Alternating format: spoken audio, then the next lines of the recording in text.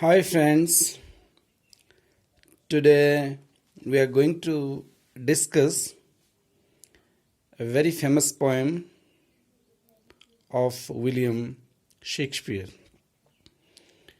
You know friends, Shakespeare is basically known as a dramatist as he has written 37 plays, but apart from this, he is also known as a poet, basically a sonneteer.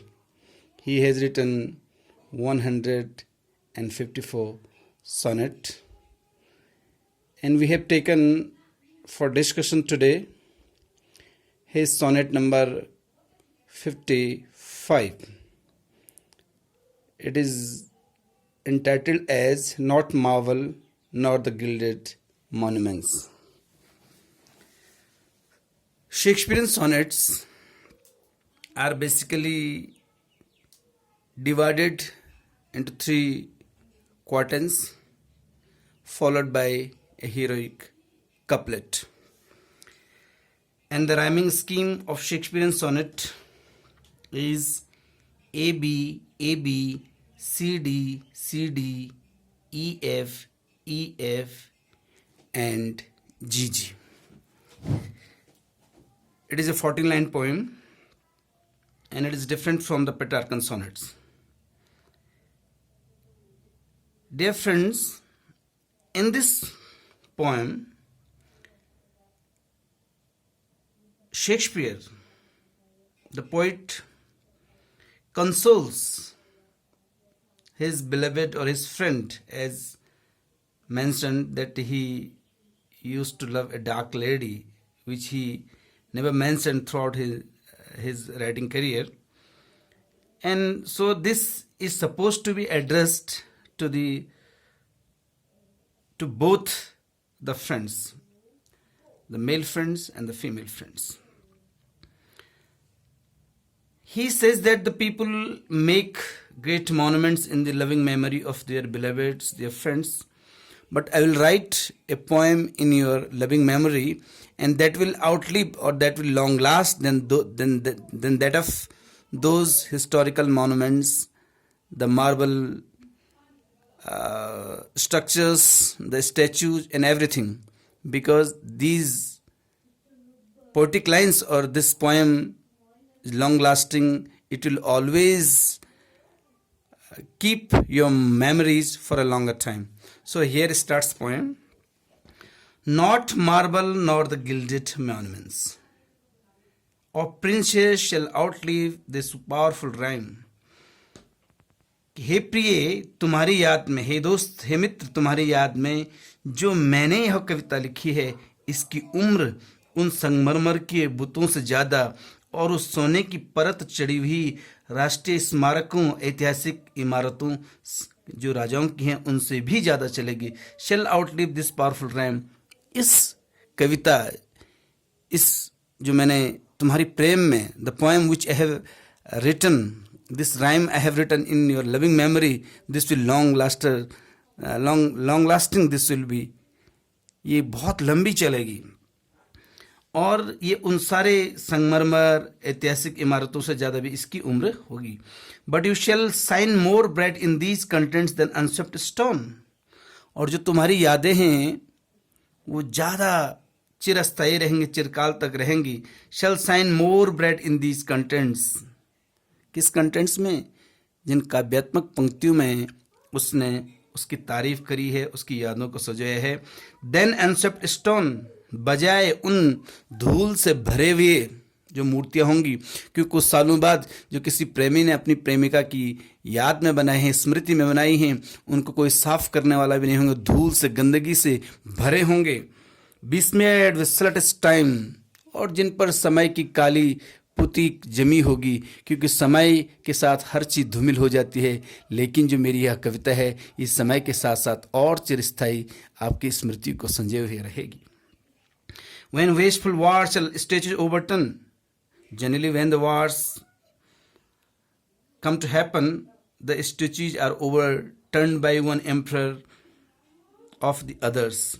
जब भी युद्ध होते हैं तो एक राजा के शासन की जो भी मूर्ति हैं उसकी राजा की अपनी हो चाहे उसकी प्रेमिका की हो और या अन्य जो उसके राज्य के और लोग हों उनको उलट दिया जाता है, उसकी प्रेमिकाओं की मूर्ति को उलट दिया जाता है, तोड़ दी जाती हैं मूर्तियाँ।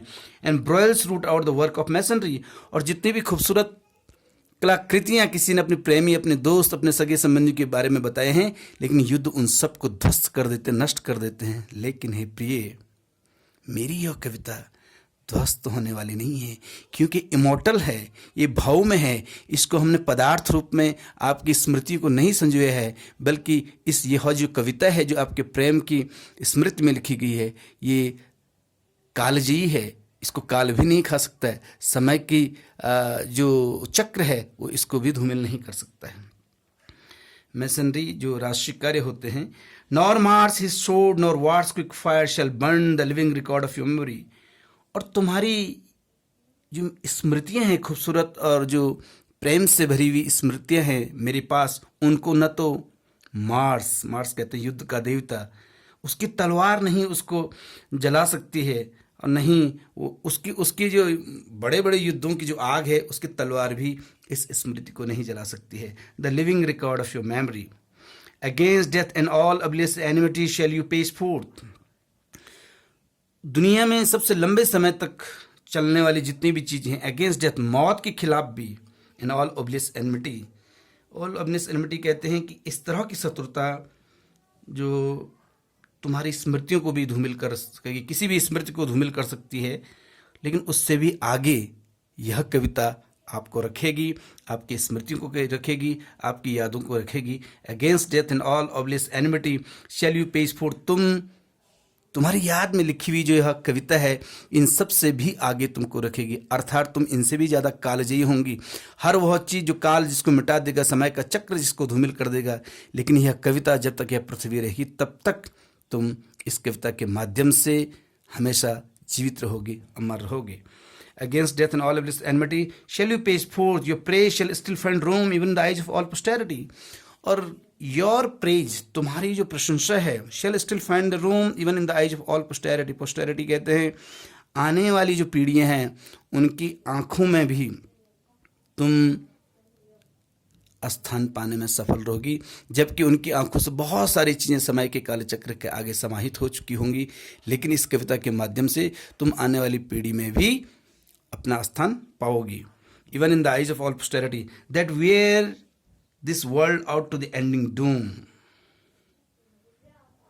इस यहाँ तक कि इस संसार का जो समाप्त होने का दिन, जिसको हम प्रलय का दिवस कहते हैं, उस दिन तक भी तुम अपना यह स्थान, अपनी यह चिरस्थायी स्मृति संजो करके रखोगी। So till the judgement that yourself arise you live in this and dwell in lovers eyes. So till the judgment that yourself arise, you live in this and dwell in lover's eyes, और तुम्हारी जो भी आदतें हैं, जो भी तुम्हारी प्रेम की खुशबू मेरे पास है इस कविता के माध्यम से। So till the judgment that yourself arise, जब तक कि खुद ही प्रकृति अपने अस्तित्व का फैसला न ले कि इस प्रकृति को आगे चलना है नहीं चलना है, तब तक तुम्हारी स्मृतियाँ इस पृथ्वी पर रहेंगी, इस ब्रह्मलोक में रहेंगी, इस भूखंड में रहेंगी, इस यूनिवर्स में रहेंगी। You will live in this and dwell in lovers eyes, तब तक तुम यहाँ रहोगी जब तक यह पृथ्वी है, तब तक तुम प्रेमियों की आंखों में रहेंगे, जब पृथ्वी पर एकमात्र भी प्रेमी बचा हुआ होगा। इसलिए तुम्हारी याद में मैंने भले ही न कोई बड़े ऐतिहासिक इमारतें, न कोई मूर्ति बनाई हो, लेकिन जो कविताएं हैं जो मैंने लिखी है कालजयी है, इसलिए तुम हमेशा तुम्हारा जो महत्व है मेरे जीवन में इन संगमरमरी बुतों से अधिक है, इन ऐतिहासिक इमारतों से जाता है। इसलिए आपकी याद में मैंने जो है खूबसूरत पंक्तियाँ लिखी हैं, it will make you immortalise, it will remember you forever. Thank you.